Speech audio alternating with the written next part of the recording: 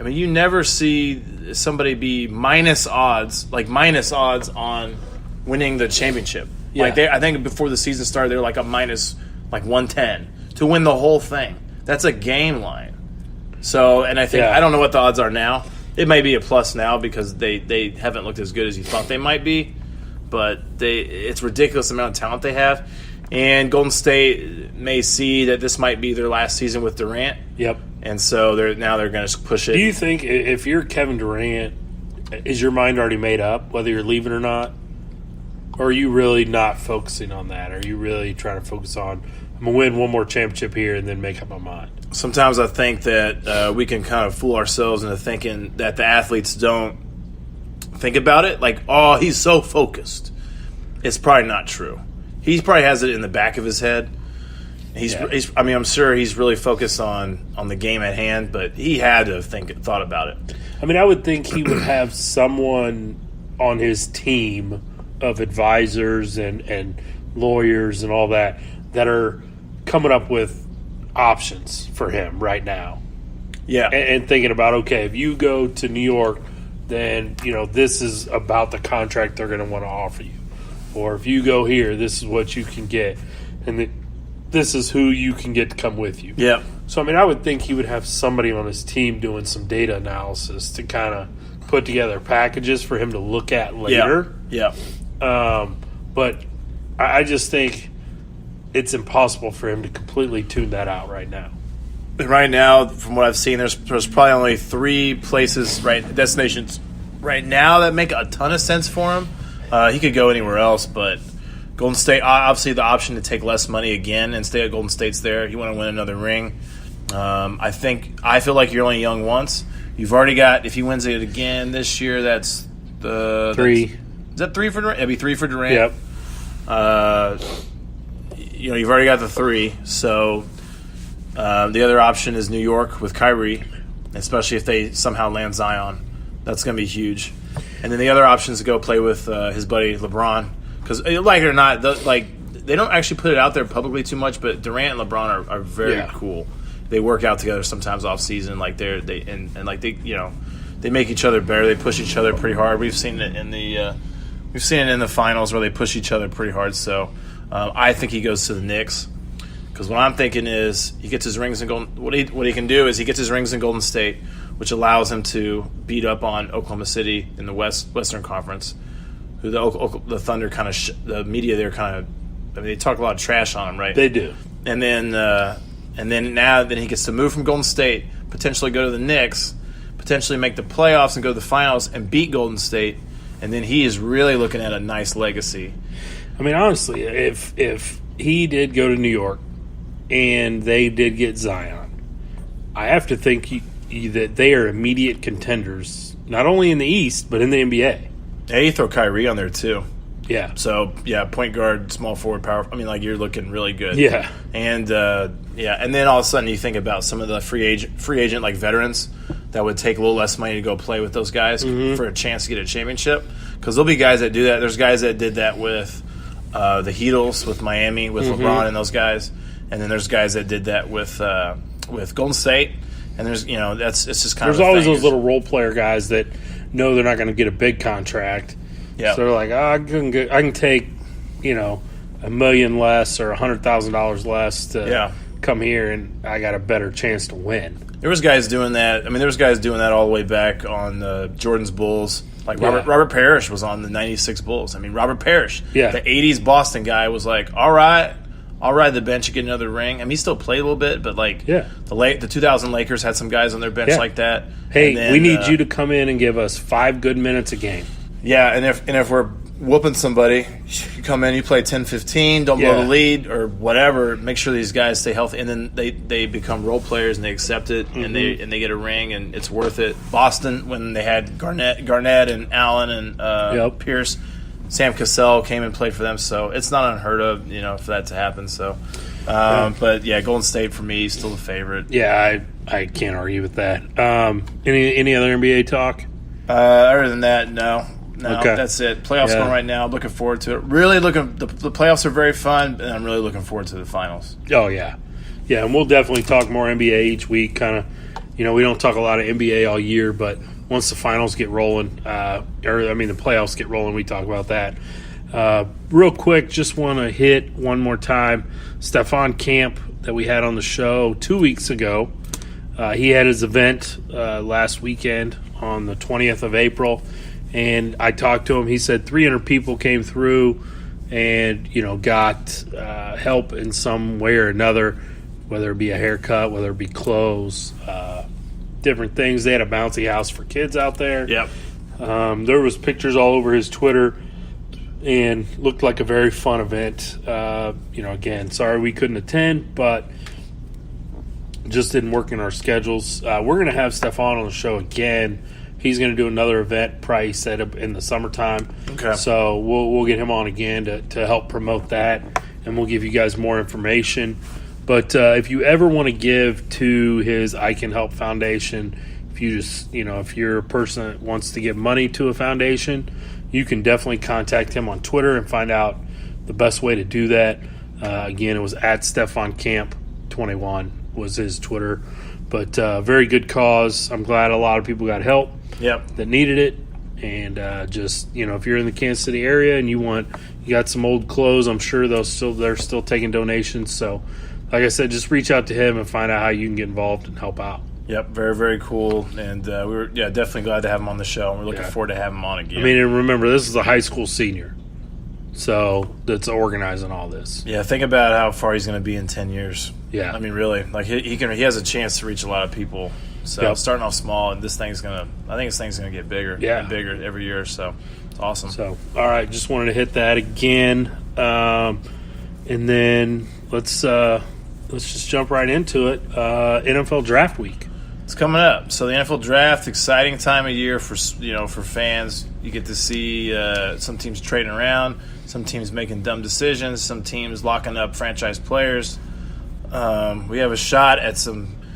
It's a different kind of draft this year. We were talking about it off show. A lot different than years in last year. Like you said, very quarterback heavy. Mm-hmm. This year, not so much. No, I really feel like there's 2, maybe 3 quarterbacks that could go in the top 10 to 15. We'll get more into that here in a few minutes. But yeah, the NFL Draft, as we're recording this, it's Monday the 22nd. We'll put it out on Wednesday, the 24th, and then the draft starts on Thursday the 25th. So if you listen to it Wednesday night or Thursday morning, Thursday during the day, then you will hear it before the first round of the draft. And then the draft obviously will continue through the weekend, 2nd through 7th rounds, to keep that going. But kind of the top 3 quarterbacks, maybe not in any specific order. Kyler Murray, Drew Lock, and Dwayne Haskins are pretty much 1, 2, and 3. And depending on which guy you look at, I feel like Drew Lock and Dwayne Haskins are either 2 and 3 or 3 and 2. I feel like different analysts have a different take on that with those 2 guys. Just depends kind of on what you're looking for. I feel like they're 2 different quarterbacks. A little bit, yeah. Lock's much more of a pocket guy. Yeah, and Haskins is much more, kind of move him around and scramble a little bit. It really depending on what kind of system you run. It really kind of depends on what kind of quarterback you want to take on that. Yeah. So different guys, different. But anyway, so you ready? Let's just jump right into it. Yep. So Arizona with the first overall pick. On the clock. Who you got them taking? I got them taken. I'm believing the hype. I think they go Kyler Murray, quarterback out of Oklahoma. So I think they go Kyler too. Why do you think they go with Kyler? Cliff Kingsbury said in an interview if he had the number 1 pick that he would take Kyler Murray. A few months ago, he said that before he was the coach of the Arizona Cardinals. This was still when he was coach at Texas Tech. But, he was kind of a smaller quarterback like that, and I feel like he's had some success with smaller quarterbacks that can move around a little bit, and so that's what he's familiar with, and that's what he's going to base his offense around.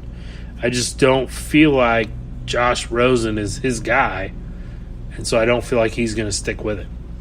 Yeah, and from what I've been seeing, so I agree with you on that. I think they go with Kyler a lot. Part of me also wanted to go with Nick Bosa because he's a can't miss guy, I think, too. And I actually think Bosa might be more of a surefire pick, more of a surefire pick, not a surefire pick, because no one's surefire, right? Yeah. So with Kyler, fits the system. Cliff is a student of the game. And his offense has always been really good, so he knows offense. We can either he doesn't know defense or he doesn't care, because Tech and some of the other places he's coached, kind of defense was kind of like a whatever. Tech it's just nothing, So, but his offense is always very prolific. And then another nice thing you can see is that the guy obviously can coach quarterbacks, because you can see, Mahomes comes to the NFL. And he's sharp. Yep. We talked about that before. He coached Johnny Manziel, which, say what you want about Manziel, when he was in college, he was a heck of a player. Yeah, he coached him up in A&M. Yeah. And so, because we can see, if you want to see tape of Manziel, without Cliff, I don't know. That would be his high school or his pro career. Yep. And it's a different guy. So I think Cliff definitely can coach quarterbacks up. So for him to take Kyler, I think is big. What do you think they do with Rosen? They got to trade him somehow. To somewhere. Yeah, and I haven't looked at their depth, so I don't know if they just maybe want to have a backup, have him be the backup. I just think after taking him so early last year, you almost can't keep him there if you're going to draft another quarterback 1 overall. But is that just for locker room chemistry stuff? Because I don't think it. Other teams will know that they want to move him, and they won't get much for him. Yeah, it will. It will. I feel like if they move him, I'm they'll talking get less. I'm talking like this guy is a loser as a starter. 1 year guy. I'm talking like a 5th round pick. See, I don't think that low. I think it's a 2nd or 3rd. But for really, yeah. Ooh. You gave up a 1st for him, so you're not just gonna ship him off. For so maybe if they can't get what they want, go ahead and just hang on to him for depth. Maybe for a year, or let him compete in camp. Yeah, I don't know. Or see if somebody's veteran guy gets hurt and they don't have necessarily a good backup, and then they can go up, trade him off to the guy. Yeah, there's a lot of options they can do. Another thing that's nice about Kyler going there or whatever. What's the expectations for Arizona? Seriously, like Cliff's house money right now. You're a tough division. He could probably win 4 or 5 games and still have a job. I don't think they're expecting any kind of 10-win season out of him. No, I think he's got to win 5, but 5 keep the job. Yeah, you're probably right, and they probably could do it. Yeah, you can division's find 5 tough, wins. but. Anyways. So number 2, San Francisco 49ers. I think they go with Nick Bosa, who would be the best available player, in my opinion, on the board at that time. Defensive end out of Ohio State. I'm with you on that. I think they go Bosa. I think he is more of a surefire guy. The only knock is the injuries to him. Other than that, surefire dude. It's a good pick by the Niners. The Niners are, unfortunately for him, and the Niners is that with their franchise quarterback getting hurt, their record dropped off, and so they get to pick this guy. And the Niners, I think, are going to bounce back and have a decent year. Yeah, they got a good quarterback, and I think that if anything was shown from last NFL season is how one pass rusher can change your whole season, because the Chicago Bears were really on nobody's radar, and then they get Khalil Mack. And, they have an amazing year. Yeah, it's all about just they got that pass bring in that dynamic guy, And I'm not saying Nick Bosa may not be super dynamic. I'm not saying he's a Khalil Mack. Or, he may not be super dynamic his first year, because a lot of these draft picks, it's like, okay. Takes them a minute to adjust. Yeah, and then because the pro game is so different, which is why honestly, for me, we've talked about this, which is why they need a minor league system. Because it's a big jump. Why they needed the AAF. That's why they need AAF. Gosh. Maybe it'll come back. I don't know. It will. No, I don't know about that. XFL next year. XFL next year. But, so I think Nick Bosa's the pick. I think it's a no-brainer. If they do not pick Nick Bosa, they are not thinking correctly. Yeah. I agree. We'll move on. Number 3, New York Jets.